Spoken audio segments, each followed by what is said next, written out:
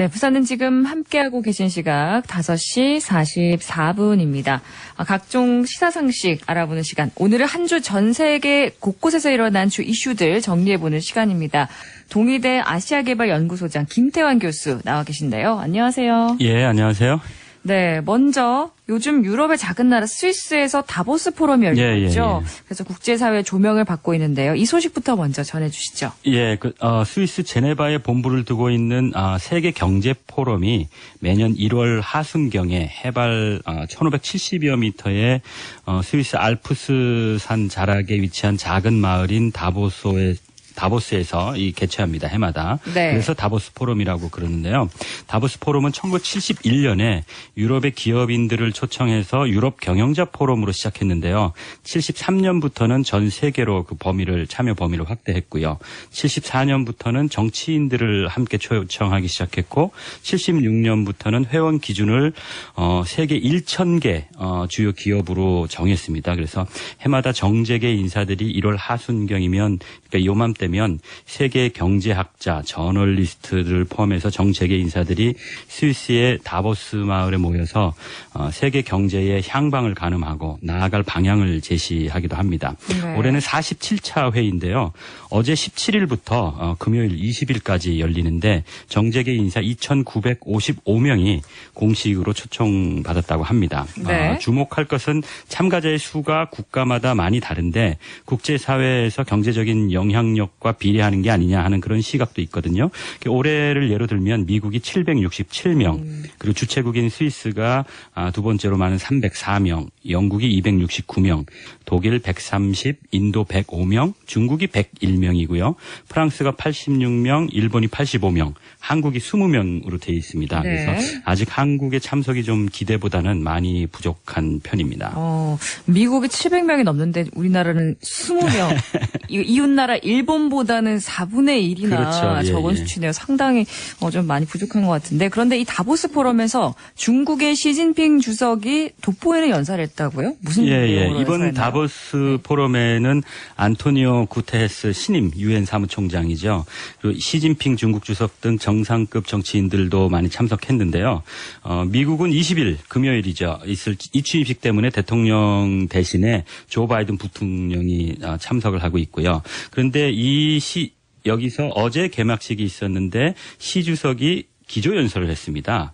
네. 기후협약을 철저히 이행하는 것은 물론이고 지속 가능한 세계 경제의 회복과 그리고 발전을 위해서는 보호무역을 지향하고 자유무역을 더욱 유지해야 된다는 그렇게 역설하는 메시지를 남겼는데 네. 이거는 아무래도 노골적으로 보호무역과 자국 이익을 중심으로 해서 정책 노선을 지속적으로 천명하고 있는 그래서 국제사회의 우려를 사고 있는 트럼프 차기 미국 대통령을 견제하는 그런 모습으로 그렇게 해석되기도 하고요. 그래서 미국에 대해서 하고 싶은 국제사회의 목소리를 아이러니하게도 중국이 대변하는 모양새를 보이는 게 아닌가 그렇게 생각할 수도 있고요. 그래서 네. 미국을 대신해서 중국이 앞으로는 국제사회의 지도자 역할을 할 의지가 있음을 보여주는 거 아니냐.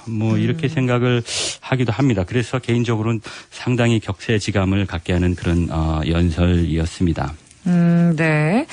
중국이 국제사회 지도자 역할을 할 의지가 있다. 이런 말씀하셨잖아요. 물론 실제로 그렇게 말한 대로 실행하느냐 안 하느냐는 별개의 문제지만 그렇죠. 국제사회에서 그렇게 레토릭을 하는 데 있어서 시진핑 주석이 좀 트럼프보다는 아직까지는 좀 더 세련된 것이 아닌가 그렇게 생각을 해봅니다. 네.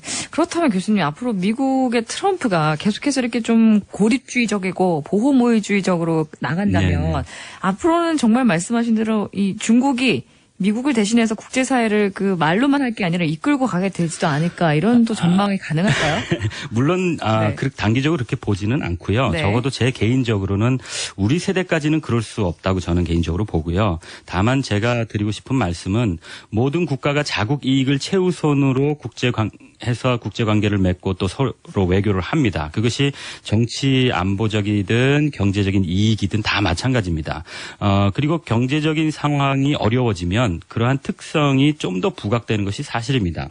바로 지금이 그런 시점이라고 생각하는데요. 그런데 여전히 스타일의 문제거든요. 자국의 이익을 추구함에도 불구하고 그것이 자국뿐만이 아니라 전체 지구촌 공동체를 위한 것이기도 하다 하는 그런 명분과 논리로 잘 포장하는 것이 보통인데요. 네. 그거는 솔직하지 않다는 그런 차원이 아니라 외교의 어떤 방법이라 그럴까요? 예의라는 차원에서 보는 것이 좋을 것 같습니다. 그런데 트럼프의 성향이 너무 직설적이다 보니까 국제사회, 특히 우방국까지도 당황스럽게 만드는 그런 상황이 지금 벌어지고 있거든요. 그래서 그 반면에 시진핑의 경우는 언행이 일치하느냐 아까 말씀드린 대로 말한 대로 그렇게 중국이 행동하느냐 하는 것은 별개 문제로 하더라도 국제사회에서 정치 외교적인 수사에 있어서는 트럼프보다 시진핑이 좀 더 부드럽고 완곡한 모습을 보인다는 겁니다. 그래서 20일에 취임식을 이제 트럼프 대통령이 갖게 되는데 그러고 나면 아무래도 더 다양한 전문가들의 외교 전문가들의 도움이 트럼프 차기 대통령이 더 많이 필요하지 않을까 그렇게 생각을 해봅니다. 네, 트럼프가 아직 그 외교의 영역에 있어서는 아직 좀 조정이 될 필요가 있는 것 같고 그렇게 생각합니다. 네. 그런데 이제 취임식 말씀하셨잖아요. 근데 네네. 취임식에 미국 하원의 민주당 의원들이 대거 불참하겠다고 선언하고 나섰습니다. 그 소식도 좀 전해주시죠. 네, 그런 또 우려가 있는데요. 네. 우려의 목소리가 있는데 트럼프 대통령 당선자의 대통령 자격의 의문을 제기하고 또 취임식에 불참하겠다는 미국 의원들이 50명에 한다는 그런 보도가 있습니다. 상당히 많은 거 아닌가요? 그럼요. 예. 네. 대부분 하원의 민주당 의원들인데요. 트럼프의 정책 그리고 인종과 성차별적인 언행을 멈추지 않고 있는 데 대해서 어떤 항의적인 성격이 강한데요. 또 거기다가 러시아가 트럼프가 당선되도록 미국 대선에 개입했다는 그런 사실도 한몫하고 있는 것 같은데요. 네. 미국 국회의원들이 대통령 취임식에 불참하는 경우는 종종 있습니다.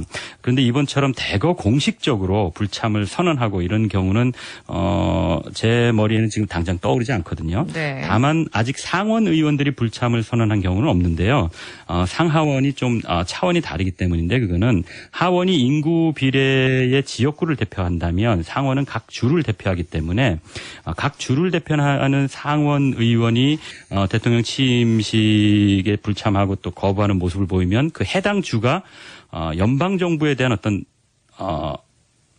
도전하는 정당성에는 네. 도전하는 그런 모양새가 되거든요. 그래서 앞으로 금요일까지 취임식이 있기까지 혹시 하원 의원이 몇몇 더 불참을 선언할 수는 있을 것 같은데 상원 의원이 동참하는 경우는 90% 네. 이상 없다고 그렇게 봅니다. 네, 취임식부터 약간 삐걱삐걱거리는 모습인데, 근데 여론조사를 보니까 이게 새로 출범하는 신임 대통령에 대한 지지도가 역대 최저라고 하더라고요. 네네네. 지지율이 40%로 네네. 출범을 했는데 이것도 참 이례적인 거죠. 그렇죠. 어느 나라나 새롭게 선출된 지도자가 출범을 새롭게 하면 축복해주고 또 지지하는 그런 것이 당연하거든요. 네. 미래에 대한 기대와 희망이 섞여 있기 때문인데 보통은 아무리 낮더라도 과반수가 넘죠.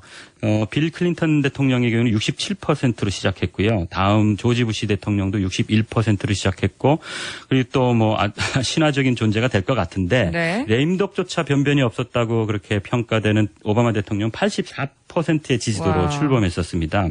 그런데 이번 트럼프 대통령은 지난 12일에서 15일 사이에 조사한 바에 의하면 40%밖에 안 되거든요. 그래서 과반수에 훨씬 못 미쳐서 좀 우려스러운 그런 결과이기까지 한데요. 물론 조사 주체가 친민주당 성향인 CNN이었기 때문이기도 하지만 좀 우리 입장에서 이런 것들에 대해서 좀 잘 대응해야 될 것 같고요. 당분간 취임하고 나서 상당 기간 트럼프 대통령이 국내외적으로 좌충우돌하는 그런 모습이 있지 않겠는가. 거기에 우리도 너무 금방금방 대응하기보다는 좀 침착하게 잘 주시하면서 지혜롭게 우리나라가 손해보지 않도록 네. 그렇게 대응해야 될 필요가 있겠습니다. 네. 그런 가운데 좀 반가운 소식이 있습니다. 미국의 블룸버그 통신이 한국을 가장 혁신적인 국가로 대한민국을 이제 혁신적인 국가로 이름 올렸습니다. 어떻게 하다 이런 또 좋은 소식이 있을 수가 있나요? 좀 전해주시죠. 사실은 처음은 아니고요. 처음은 아니에요? 올해 한 4년째 계속 이렇게 평가를 4년 받고 있는데, 연속이라고요? 블룸버그는 미국의 마이클 블룸버그 전직 뉴욕시 시장입니다. 이 전 시장에 의해서 1981년에 창립된 경제 전문 뉴스를 전문으로 하는 미디어 그룹이거든요. 물론 본사는 뉴욕에 있고요. 그 전문성을 인정받아서 아주 세계적인 경제 전문 미디어 그룹인데 이 블룸버그가 매년 국가별로 혁신 지수라는 것을 평가를 해서 발표를 합니다. 그래서 지난 3년 동안 한국이 가장 혁신적인 국가로 발표를 했는데 올해도 어제 발표했거든요. 네. 1위로 발표를 했습니다. 그렇군요. 4년 연속 1위로 우리나라를 혁신적인 국가로 발표했다는데 사실 저는 대한민국 국민으로서 사실 우리나라 정말 혁신적인가? 이런 생각이 들기도 하고 놀랍기도 한데. 그렇죠. 신기하네요. 예, 네. 예. 사실 안에서 미주알 고주알 눈앞에 있는 일들에 집중하다 보면 우리가 밖에서 어떤 평가를 받고 있는지 또 어떤 방향으로 가고 있는지 또 가야 하는지 인식하기가 쉽지 않거든요. 우리 개인들도 마찬가지지만 바쁘게 살면서도 가끔씩 고개를 들어서 하늘도 눈 올라 그러면 흐린 날씨 푸른 하늘 좀 하늘도 봐야 하듯이 국가도 시선을 세계로 돌리고 우리가 어느 방향으로 어느 만큼 가고 있는지 세계는 우리를 어떻게 보고 있는지 살펴볼 필요가 있다고 생각을 합니다. 네. 어쨌든 블룸버그가 국가별 혁신 지수를 평가하는 항목은 연구 개발 지출, 제조업 부가가치, 생산성, 첨단 기술, 기업 수, 고등교육기관 진학자 수, 전문 연구원 수, 특허 활동 이렇게 7개 부분으로 평가를 해서 종합적으로 점수를 매겼는데요. 네. 우리나라가 1위고 그런데 좀 아쉬운 것은 유독 생산성 부분에서는 32위에 그쳤다고 해요. 그러니까 네. 아직도 생산성 문제는 우리나라가 숙제로 여전히 남아 있는 것이죠. 그렇군요. 생산성은 32위라는 거 좀 꼭 씹어 봐야겠습니다. 네네. 네, 오늘 말씀 감사합니다. 예, 감사합니다. 네. 부산은 지금 저희는 내일 오후 5시 10분에 다시 찾아뵙겠습니다. 지금까지 아나운서 이지연이었습니다. 감사합니다.